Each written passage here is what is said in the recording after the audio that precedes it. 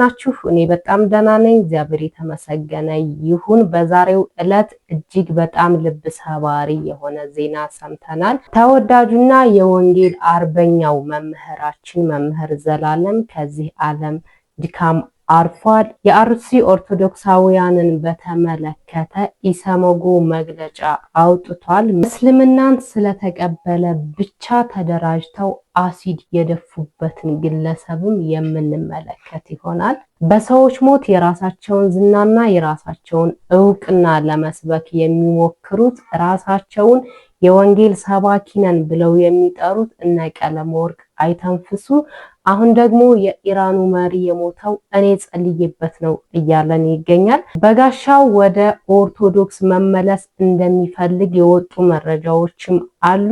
እነዚህንና ሌሎችን ቪዲዮዎች በሰፊው የምንመለከት ይሆናል። ለዚህ ቤት አዲስ ከሆናችሁ ቤቱን ሰብስክራይብ በማድረግ ቪዲዮውን ላይክ በማድረግ እንጀምር። ወደ ቪዲዮ። ዛሬ በመላው ዓለም ለምትገኙ የክርስትና እምነት ተከታዮች እጅግ አሳዛኝ ዜና አለኝ። ታላቁ የቃለ እግዚአብሔር አርበኛ መምህር ዘላለም ወንድሙ በዛሬው ዕለት የካቲት 28 ቀን ከዚህ ዓለም ድካም አርፈዋል።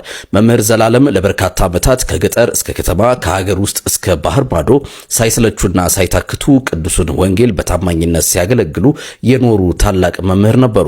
የአዲስ አበባ ሀገረ ስብከትም ይሄንኑ የሞት ዜና በታላቅ ሐዘን ገልጿል። የወንጌል አርበኛው መምህር ዘላለም ወንድሙን በገነት ያኑርልን፣ ለቤተሰቦቻቸውና ለወዳጅ ዘመዶቻቸውም መጽናናትን ይስጥልን። የዘመናችን ሁላችን የምንወዳቸው የምናከብራቸው ለሕይወታችን አስፈላጊ የሆኑ የቤተ ክርስቲያን ዋርካዎቻችን እየተሰበሩ እያለቁ ነው። ይኸው ተራው ደግሞ ዛሬ የመምህር ዘላለም ወንድሙ ሆነ። ለሁላችንም ጽናቱን ይስጠን። ታላላቅ አባቶቻችንን እያጣን እንገኛለን።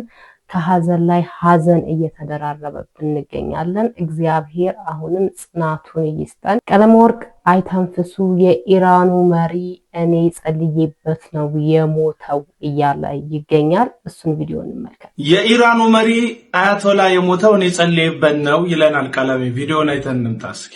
ኮፒ ሊንክ እያደረጋችሁት ከላይ እስከታች ነው የነዘረኝ እና ምን አልኩኝ? እዛው ጋር ነው በጉልበቴ ተንበርክኬ በጣም አለቀስኩኝ። ይሄ ለቅሶ ከኔ ነው ብዬ አልልም፣ በእውነት አልልም። እና በጌታ ከሆንኩ በኋላ በሰው ላይ ንቀለው ይሄ ሰውዬ ይሄንን የቀጠረውን ዓመት እንዳያየው የአብርሃም አምላክ በዙፋንህ ላይ የለህም ማለት ነው አላልኩትም። አለ በዙፋንህ ላይ ብቻ ሳይሆን እኔ ውስጥ አለ። በሕዝብህ ላይ እንዲህ ብሎ ጥፋትን የቀጠረ ይህ ሰው እሱ የቀጠረውን ይህንን ዓመት ደርሶ እንዳያየው አስወግደው ብዬ ጸለይኩኝ። ሶሻል ሚዲያ ላይ ከዚህ ስነግራችሁ የሰማችሁ ሰዎች 77 ቁጥር ጻፉ። ከባድ ነው። በትክክል የማላቀው ሰው ናፈቀኝ ማለት እኮ ይሄ ነው። ምንም የማያውቋቸውን ሰዎች እዛ ጋር ሞቱ እያሉ እዚህ ተቀምጠው ድምጽ በመሆንና አላስፈላጊ ነገሮችን እያደረጉ እንመለከታለን። ከዚህ 100 ኪሎ ሜትር ርቀት ላይ በሚገኘው በአርሲ ላይ የሚደርሰውን የወገኖቻችንን የአካላችን ክፋዮችን እንኳን ድምጽ ለመሆን ግን አፋቸውን ዘግተው ነው ያሉት። ሌላኛው የወንጌል ሰባኪ መጽሐፍ ቅዱስን እሰብካለሁ የሚል አንድ ሰው እንዴት የፈለገ ጥላት ቢሆን ያ ሰው ይሙት ተብሎ ይጸለያል ወይ? መንፈሳዊ አባት ብለው ነው የሚያስቡት በዛ ቤት ውስጥ። የሚገርመኝ ነገር ደግሞ የሆነ ነገር ባለ ቁጥር አሜን፣ ይሄንም ሲልም አሜን እያሉ ነው።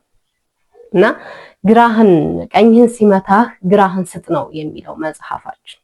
ስለዚህ ይሄ ነገር በአባቶች በመንፈሳዊ አባቶች የሚደገፍ ነው ወይ? ለምን ምዕመናኑስ አይነቃም? የፈለገ ጥላት ቢሆን ይሙት ተብሎ ይጸለያል ወይ?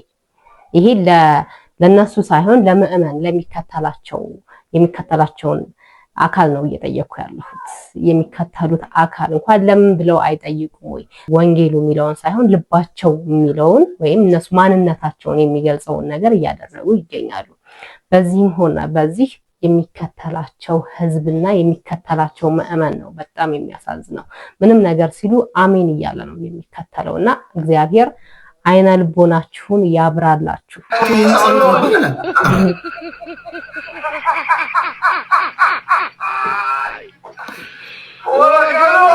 አሜሪካኖች ቢሰሩ ራሱ ያስሩታል። ቢኮዝ እነሱ ለፍተን ተራቀን ምናምን ነው ገደልን እያሉ ነው። እዚህ ጋር ክሬዲት ለመውሰድ ሊሻማ ሰው ሳይሆን እንዴ አንተ ሊቀሉን ይችላል። አንተ ዘሙ ተብሎ አይገባም። ብዙ ነገር ላይ ጸሎት የተመለሰ እስራኤል የሙሳድ የሲአይኤ ስለላሳ የነሱ በጣም የሰለጠነ ስለላ እንትናቸው ሰፈር ከደም ይበላ ማለት ነው። ጎበዝ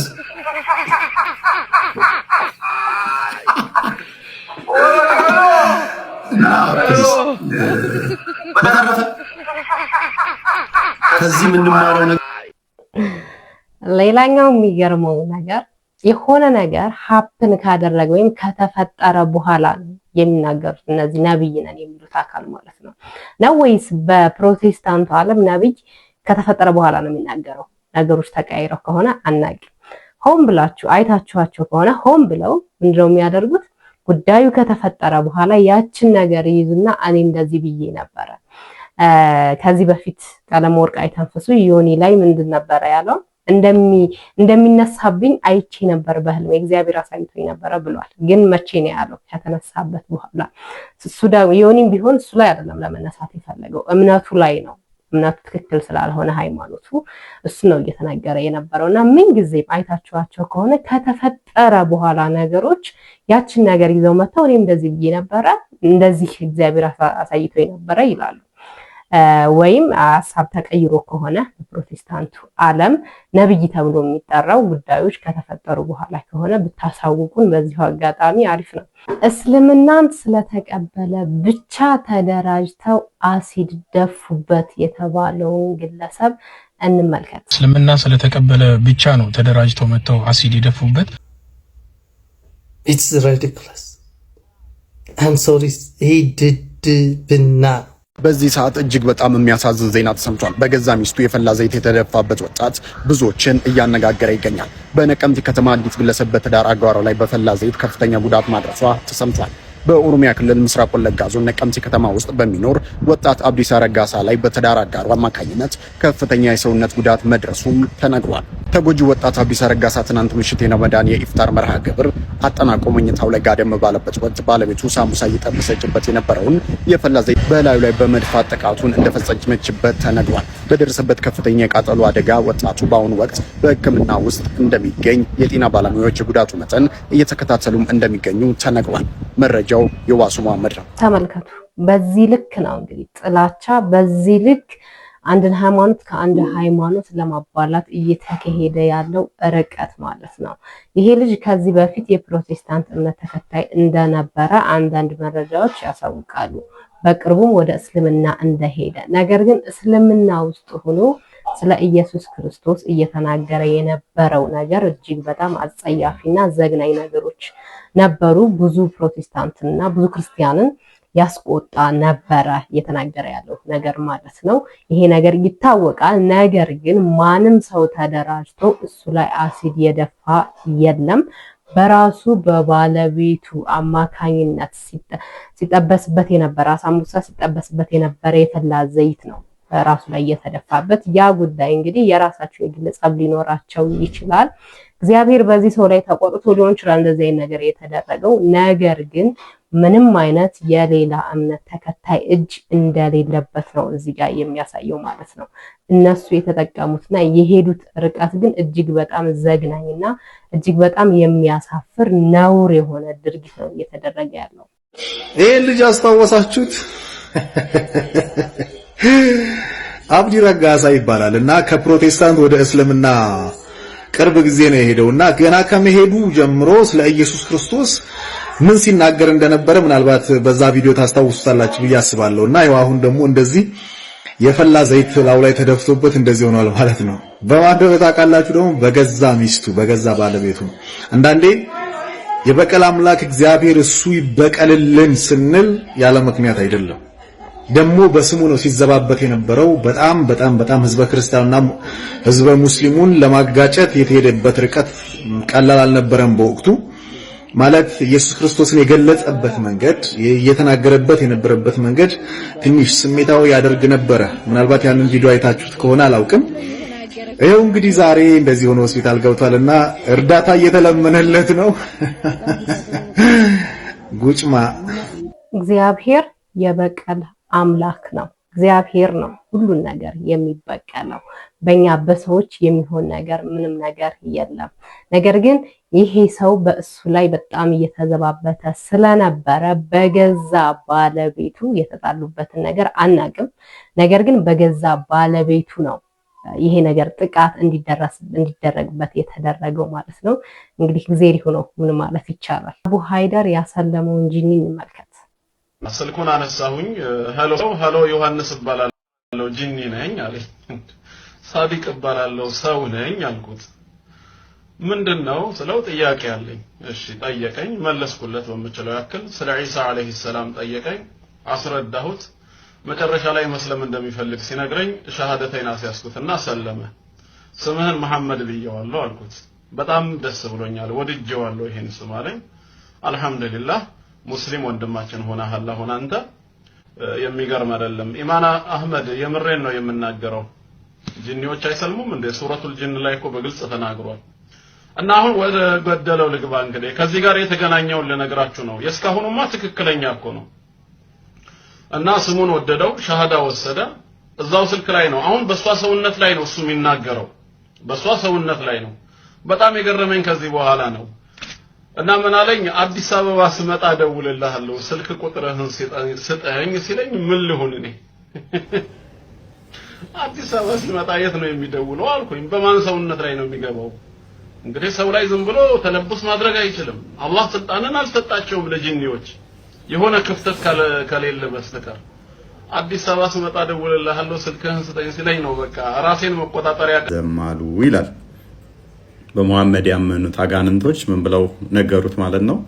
አላህ ሚስትና ልጅ የለውም፣ በአንተም ማመንን በቁርአን አመንን አሉት።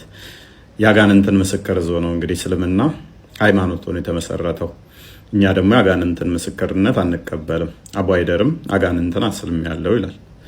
እንደምታዩት ነው እንግዲህ ራሱን የቻለ የአጋንንት ምዕራፍም እንዳላቸው ነው እየተናገረ ያለው።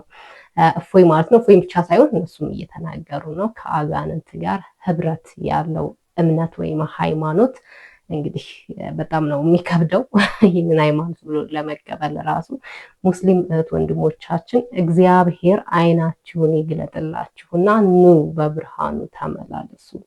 የአርሲ ኦርቶዶክሳውያንን በተመለከተ ኢሰመጉ መግለጫ አውጥቷል የሚባሉ መረጃዎችና ሌሎችም በአርሲ ላይ የተሰሩ ቪዲዮዎችን እንመልከት። በአርሲ ዞን እየተፈጸሙ ያሉ እጅግ አሳዛኝ የተባሉ ግድያዎችን አስመልክቶ ዛሬም አዳዲስ መረጃዎች እየወጡ ይገኛሉ። ዛሬ ኢሰመኮም እንደምትመለከቱት መግለጫን ይዞ ወጥቷል። ባለፈው ሳምንት እኔም መረጃ እንዳደረስኳችሁ ቀደም ብሎ 21 ሰዎች ከዛ ደግሞ በማግስቱም እንደነገርኳችሁ 7 ሰዎች ህይወታቸው ማለፋቸው ይታወቃል። በአጠቃላይ ወደ 28 ሰዎች ህይወታቸው አልፎ ነበር። እዚህ ጉዳይ ላይ ታዲያ ኢሰመኮ መግለጫ ያወጣ ሲሆን በአርሲ በኦሮሚያ ክልል ማለት ነው የተለያዩ አካባቢዎች እየተፈጸሙ ያሉ ጥቃቶችን መንግስት ሰራዊቱን በማሰማራት ሊገታቸው ይገባል ብሏል። ኮሚሽኑ ባወጣው መግለጫ ላይ ከጥቅምት 2018 ጀምሮ በሽርካ በጉና በመርቲ በሌሎችም የአርሲ ዞን ወረዳዎች የታጠቁ ኃይሎች በፈጸሙትም ተደጋጋሚ ጥቃት የሰው ህይወት መጥፋቱንና የአካል ጉዳት መድረሱን እንደዚሁም ደግሞ መጠነ ሰፊ የንብረት ውድመት መከሰቱን ገልጾ ታዲያ ይህንን ጥቃት ለማስቆም መንግስት እርምጃ ሊወስድ ይገባል ብሏል። በርካታ የኢትዮጵያ ኦርቶዶክስ ተዋሕዶ ቤተክርስቲያን ምዕመናን መገደላቸውን ተከትሎ እንደሚታወቀው ቅዱስ ሲኖዶስ እንደዚሁም ደግሞ የኢትዮጵያ እስልምና ጉዳዮች ምክር ቤትን ጨምሮ የተለያዩ ግለሰቦችና ተቋማት ሀዘናቸውን ሲገልጹ እንደነበር ይታወቃል። ዳኛው ዝንጀሮ ፍርድ ቤቱ ገደል እማን ላይ ተቆሞ ይነገራል በደል። የመጀመሪያ ስራው ነው እኮ ለመንግስት ሰላም ማስፈን፣ ደህንነት መጠበቅ። ይሄንን ካላደረገ ግን ትግል ይፈልጋል ማለት ነው። እንዴት ነው ዝም ብለን ቁጭ የምንለው? ይሄ የኛም ጥያቄ ነው። እስከ መቼ ድረስ ነው የምንገፋው? እስከ መቼ ድረስ ነው የምንታረደው? መምህራችን እንዳሉት በአንድነት መቆም ያስፈልጋል። አሁንም እያስቸገረን ያለው አንድነታችን ነው። አንድ እየሆነ አይደለም። የተወሰኑ አካላት ብቻ ናቸው ስለ አርሲ እየጮሁ ያሉት። ሌላኛው አካል በአውሮፓውያን ወይም በሌላ ነገር ተጠምዶ ነው የሚገኘው እና አንድ እንሁን። ሲኖዶሱም እስከ መቼ ነው በመግለጫ ብቻ የሚታለፈው? ይሄ ጉዳይ መቼ ነው አንድ ላይ ሰብሰብ ብለን ተጨባጭ የሆነ ለውጥ ማምጣት የምንችለው? ይሄ የሁላችንም ኦርቶዶክሳውያን ሐሳብ ነው። ጋሻው ወደ ኦርቶዶክስ መመለስ እፈልጋለሁ ያለበት ቪዲዮ እንመልከት። እውነቱን ለመናገር ወደ ኦርቶዶክስ መመለስ እፈልጋለሁኝ። የቀድሞዋ ቤቴ ናፍቃኛለች እጅጉኑ መመለሱን እፈልጋለሁ። አሁን ባለውበት ሰዓት ባይሆንም መመለሴ አይቀርም ማለት ነው። በመጀመሪያ ይሄኛው ቪዲዮ በኤአይ የተሰራ ቪዲዮ ነው። ሶሻል ሚዲያ ላይ ስፔሻሊ ቲክቶክ ላይ በጣም እየተዘዋወረ ስለነበረ ነው ያመጣሁት። እኛ አንድ ሰው ቢሄድም ቢመጣም ኦርቶዶክስ ላይ የሚጨምርላት ነገር የለም፣ የሚቀንስላትም ነገር የለም። ቢመጡ እነሱ ናቸው የሚጠቀሙት፣ ቢሄዱ ደግሞ እነሱ ናቸው የሚጎዱት። ኦርቶዶክሳዊ መሆን መመረጥ ነው በራሱ። ለዚህ ቤት አዲስ ከሆናችሁ ቤቱን ሰብስክራይብ በማድረግ ቤተሰብ ይሁኑ። በሌላ በአዲስ ቪዲዮ እስከምንገናኝ ድረስ የእግዚአብሔር ሰላም የድንግል ማርያም ፍቅር ከሁላችንም ጋር ይሁን። ባይ ባይ።